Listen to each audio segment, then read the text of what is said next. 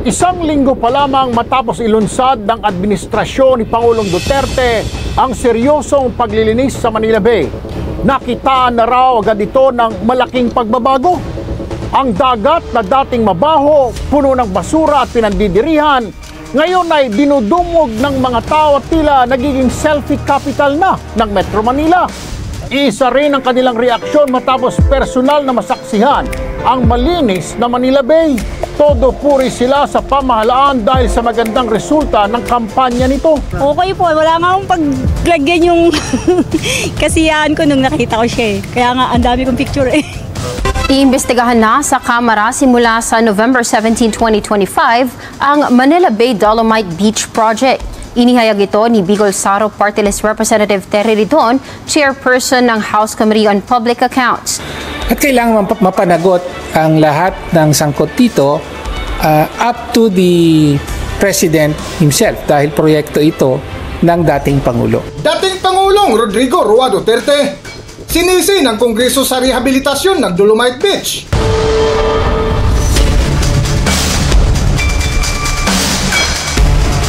Welcome back to Kaakibat TV.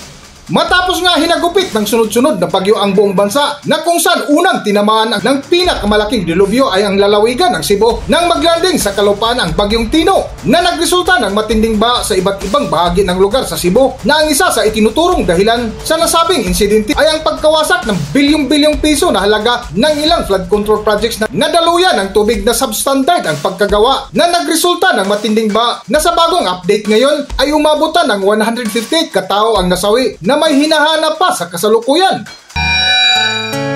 Paghupa ng tubig, tumambad ang malaking pinsala sa Cebu. Nagpatong-patong ang mga sasakyan sa kalsada. Nawasak din ang maraming bahay at gusali. Parang isang masamang panaginip. Sa datos ng Office of Civil Defense, umabot na sa 8 rehiyon ang naapektuhan ng bagyo. Mahigit 2 milyon na individual naman ang naapektuhan ayon sa National Disaster Risk Reduction and Management Council o NDRRMC. At ang pinakamalungkot, umabot na sa halos 200 ang bilang ng namatay dahil sa bagyong Tino. Mahigit 100 din ang patuloy na pinaghahanap. At nitong huli nga ay ang kalalabas lang na Super Typhoon Yuan na nag-iwan din ng matinding pinsala ng ilang bahagi sa lugar ng ating bansa. Naiisa lang ang hinaing ng mga apektado nating mga kababayan ay ang dahilan mula sa ulan ng nadala ng bagyo na nagresulta pa rin ng matinding baha na matagal humupa na ang isa sa itinurong dahilan ay ang kakulangan ng mga flood control projects sa mga lugar na apektado.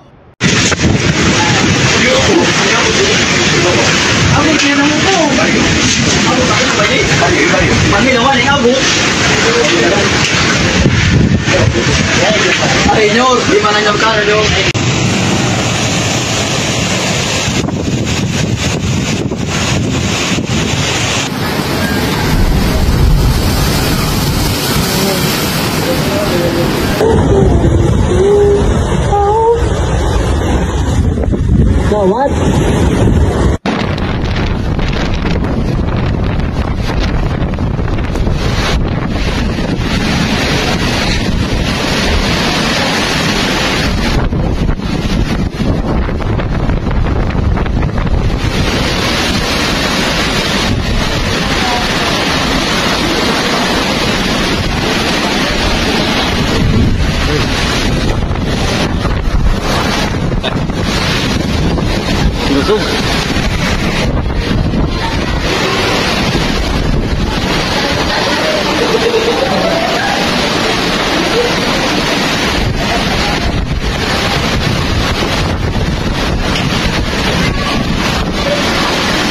Ilang buwan na nga ang lumipas matapos mabuking ang kontrobersya ng manumalyang flood control projects na kinasangkutan ng mga kurap na politiko na balitang ito na ang pinakamatindi at pinakamalaking korupsyon sa kasaysayan ng Pilipinas sa pamumuno ni Pangulong Ferdinand Marcos Jr. na balitang umabot na ng higit kumulang trilyon pesos na ang nilustay sa kaban ng bayan na hanggang ngayon ay isang politiko ay wala pa rin nananagot. Ngunit ang isa sa ikinaiirita ng ating mga kababayan ngayon ay ang balitang may ililihis na investigasyon sa Kongreso na pangungunahan ni na Bicol Saro Party List Terry Ridon at Acted Sir Party List Antonio Tinio na pamunuan nila ang pag-iimbestiga sa ginastos sa pagsasaayos ng Manila Bay na kung pagmasdan mo noon ay makikita mo ang napakaitim at maruming tubig na napakabaho dahil sa sandamakmak at tambak-tambak na mga basura sa dalampasigan. Ngunit sa panunungkulan ni dating Pangulong Rodrigo Duterte ay isa ito sa pinakamalaking hamon sa kanyang administrasyon na kung saan sumugal para pangunahan ang rehabilitasyon ng Manila Bay na clean-up drive hanggang sa nagresulta ng positibong pananaw ng mga turista na nakangiti habang namamasyal na kung dati ay nakakasuka, ngayon ay hinangaan na sa sobrang ganda. Isang linggo pa lamang matapos ilunsad ng administrasyon ni Pangulong Duterte ang seryosong paglilinis sa Manila Bay, nakitaan na raw agad ito ng malaking pagbabago. Ang dagat na dating mabaho, puno ng basura at pinandidirihan, ngayon ay dinudumog ng mga tao at tila nagiging selfie capital na ng Metro Manila. Karamihan pa sa mga dumarayo sa Manila Bay, mga estudyante o kabataan, matapos mag-viral sa social media ang mga naggagandahang larawan sa tabing dagat. Yan ang tututukan natin ngayon dito lamang sa Tutok Erwin Tulfo Weekend Edition.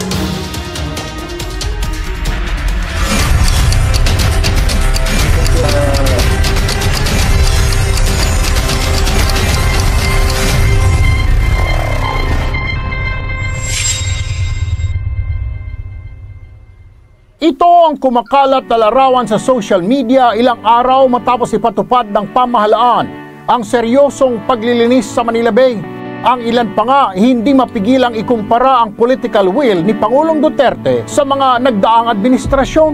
Aabot na sa 45 tons o 11 truck ang nahakot na basura sa unang araw pa lamang ng paglilinis sa Manila Bay nitong linggo. Kaya marami raw ang nagulat sa malaking pagbabago ng karagatan. Bukod sa malinis na paligid, meron na ring mga ibon na dumarayo malapit sa Pampang.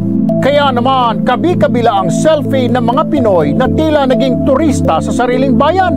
Iisang dahilan ng mga local tourists na dumayo sa lugar. Ayun nga po na balitaan namin regarding sa rehabilitation ng beautiful Manila Bay. Na-curious po kami. Check lang namin kung totoo na sa Facebook. Kasi maganda. Isa rin ang kanilang reaksyon matapos personal na masaksihan ang malinis na Manila Bay. Todo puri sila sa pamahalaan dahil sa magandang resulta ng kampanya nito. Okay po, wala nga akong paglagyan yung kasiyahan ko nung nakita ko siya eh. Kaya nga, ang dami kong picture eh.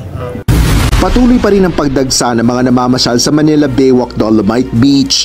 Ngayong araw, karamihan sa mga nagtungo sa lugar ay pami-pamilyang sinamantala ang long holiday. Nais nilang masulyapan ang ganda ng lugar at magpahangin. Kapansin-pansin kasi dito ang malaking pagbabago hindi lang sa kapaligiran kundi pati sa simoy ng hangin kumpara noong bago ito isailalim sa rehabilitasyon. Gusto namin makita kasi sobrang tagal na namin din nakita. Ang laki na pagbabago kasi dati puro tubig to, ngayon buhangin na. Maganda rin naman. Gusto namin kasi makita kung ano talaga yung improvement niya kasi sabi nila maganda tapos wala na yung bad na amoy. So maganda siya, ang laki na improvement niya. Tapos yung amoy niya nawala yung like before. Dahil sa angking ganda ng Dolomite Beach sa Maynila, umabot pa sa mahigit 90,000 ang bilang ng mga namasyal sa lugar kasabay ng December 25 vacation. Bunsod ng pagdagsa ng mga tao, pinaigting ng mga otoridad ang seguridad sa loob at labas ng Dolomite Beach. Ayon sa Manila Police District, nagtalaga sila ng mahigit 50 tauhan katuwang ang marina at iba pang ahensya at lokal na pamahalaan ng lungsod ng Maynila. Bukod sa seguridad, mahigpit na ipinagbabawal sa loob ng beach area ang pagsisigarilyo, pagkain at pag-inom maliban sa tubig. Hindi rin pinapayagan ang pagpasok ng mga alagang hayop gaya ng aso.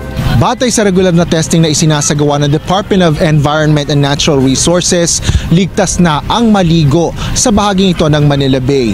Ngunit hindi pa rin pinapayagan hanggang sa ngayon ang paglalangoy at anumang water activity sa Dolomite Beach. Ngunit ang napakalungkot na sa patuloy na investigasyon ng manumalyang flood control projects na balitang umabutan ng higit kumulang 1 trillion pesos ang nawala sa kaban ng bayan na hanggang ngayon ay wala pa ring nananagot na ang balita ay ililihis ang investigasyon sa Kongreso na tutukan ang pag-iimbestiga sa nagasta sa rehabilitasyon ng Dolomite Beach na sisimulan na ngayong November 17, 2025 araw na Lunes na pangungunahan ni Bicol Saro Party List Terry Ridon at Active Chair Party List Antonio Tinio. Para sa buong kwento, narito ating panoorin at pakinggan ang video. Iimbestigahan na sa Kamara simula sa November 17, 2025 ang Manila Bay Dolomite Beach Project. Inihayag ito ni Bicol Saro Party List Representative Terry Ridon, chairperson ng House Committee on Public Accounts. Dagdag pa ng kongresista, pagtutuunan ng pansin sa unang pagdinig ang pangangailangan sa proyekto batay sa Manila Bay Sustainable Development Master Plan at mandamus for the rehabilitation of Manila Bay ng Korte Suprema. Aalamin din kung may epekto sa baha ang proyekto sa Ermita, Malate areas. Naniniwala naman si House Deputy Minority Leader at ACT Teachers Party List Representative Antonio Tinio na papanahon ang investigasyong ito. At hindi ito tunay na rehabilitasyon ng Manila Bay. Supposedly yun ang intensyon dito. So dapat lang na maimbestigahan. Again, makita kung gaano kalaking pondo pa talaga ang nasayang at kung yung extent ng corruption na involved dito. At kailangan mapanagot ang lahat ng sangkot dito up to the President himself dahil proyekto ito ng dating Pangulo. Hanggang dito na lang muna ang ating video at kung nagustuhan nyo, huwag kalimutan mag-subscribe at pindutin nyo na rin ang notification bell para ma-notify kayo sa ating susunod na video. Maraming salamat!